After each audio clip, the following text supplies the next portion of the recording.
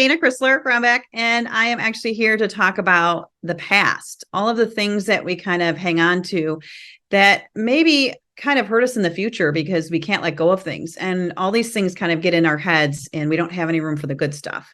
I always kind of say to people, if you don't have anything in the cookie jar, you can't give cookies out. That's just, I love cookies. I like to bake. I have a sweet tooth. So I always say that to people. You want to give so much to so many people, but if we don't have it ourselves to give out, then we can't share that with people. A year ago, I heard Tony Robbins. I used to listen to him with books on tape, or I shouldn't say on tape, but Audible.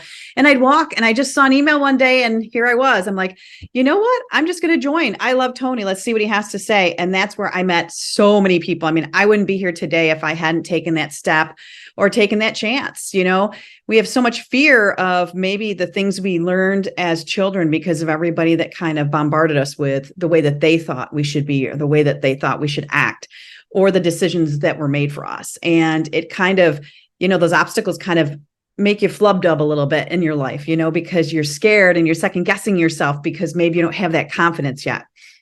But anyways, thank you so much for having me here. I am actually new to entrepreneurship, I will call it, a year ago coming in. And I still work for corporate. I'm married, happily love my husband. He is my best friend. And I have my little fur ball dog, no kids, but my furry dog.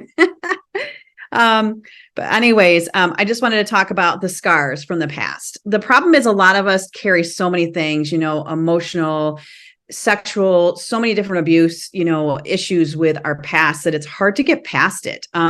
This past year, I came in with this amazing group with Tony and the Time to Thrive. And the thing was, I was having a lot of difficulty because I didn't have any knowledge of tech, not at all. I mean, just to get on a Zoom, I would get so mad and just, oh, my husband had to help me.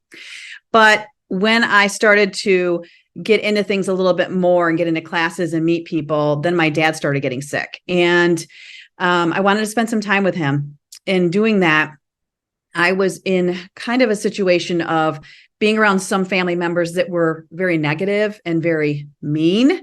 And it was really hard for me to get back in the right state of mind, especially trying to be there for my dad. So I think we've all been through our scars and we wear them inside, outside. Maybe people can see them, maybe people can't. Maybe people don't want to see them, but that is actually our story. That is our life. That is our lifeline. All those stories that we've been through. I mean, if you didn't have all these stories, I mean, we probably would have had a pretty boring life, not having anything at all, you know, just living in a box and never stepping outside of it, not ever. And all of these things that we learn, we can participate now in the future. We can bring things in. We can help so many others because there's so many others that are just so scared to step out of that box because they're going through things that we've gone through as well. So these scars that we bear, not everybody can always see them, but it's nice to share because it helps people to get through their stuff too. I call it the junk in the trunk. So you get all this junk in the back of this trunk or truck. It's not really a trunk, but all the baggage. Everybody's been through relationships or marriages, divorces, or relationships with parents or siblings. And sometimes things can get a little tricky and sticky and not go the way that we always want them to go. It could be a little bumpy ride. But when you take those situations and you get the clarity, you know, after my dad finally, everything this whole year with my dad getting sick and us being there. And when my dad did pass, we were able to be there for him, my brother and I. And it was just a really great experience to be there for him because he was always there for us. When I was in the hospital, when I was younger at 8 months, I was in the hospital. My dad never left my side. So I was actually able to reverse that situation and be there for my dad. And it was just amazing to be there. And, you know, we have to, unfortunately, I'll experience that. And I actually work with caregivers and elderly people to help them in their homes, to have their family members help them with their experiences of chronic illness or, you know, the times when they're just so sick, they need somebody there as well.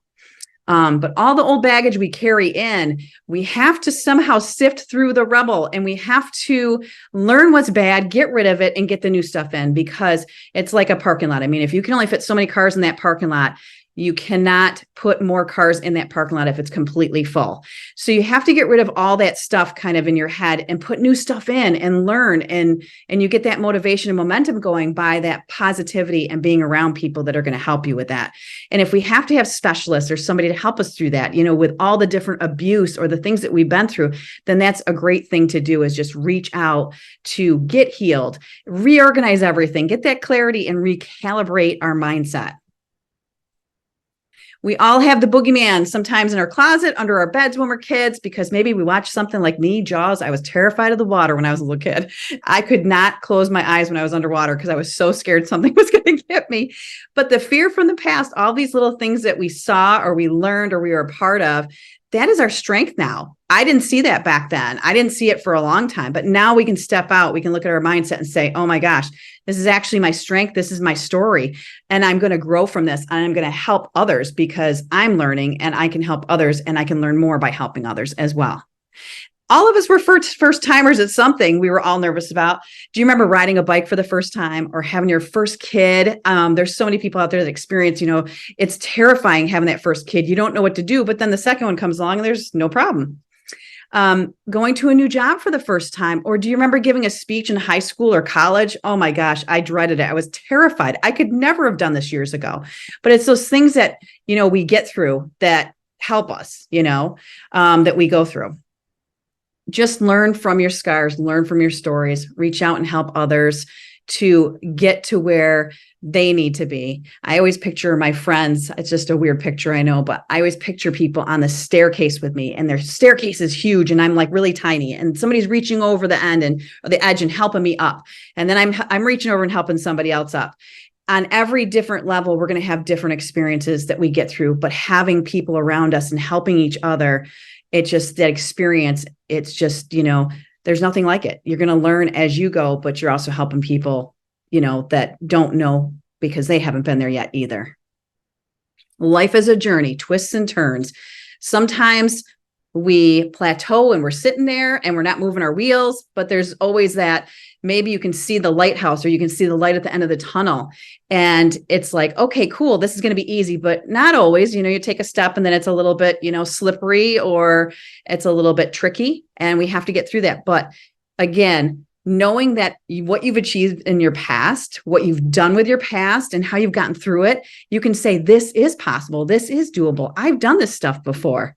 Especially when you have pain. I feel like I have never had a kid, but I always feel like all these women that have had kids, and it's like, you've given birth. I mean, how painful is that? And all the stuff that you've been through in your life. And we think about something so little as to be on here and be a speaker. And we're like, well, that's silly. I gave birth. I mean, come on. Nurture and enjoy the journey every single day. Try and be present. Be there for your friends, your family, and all the people that you're working with to strive and to become better and just to grow. I always look at a tree. I look at all the branches, all the changes. As we grow, there's so many different forks in the road and different things that we learn, and we have to push through those obstacles. It could be smooth, it could be rough, but always remember, you have to water the roots. You have to water that little sprout that you plant, and then it grows, and it grows beautiful. And the trees are giving off the oxygen, and they're getting all these branches. And that's what we do. We're branching out. We're helping other people while we're growing. The habits, as Lisa talked about, the habits are so, so important. You have to have those daily habits. I get up every morning, and if I don't read, if I don't listen to certain things like Brendan or Tony or something, I am completely thrown off. I feel like I've slept till noon and I just can't get going.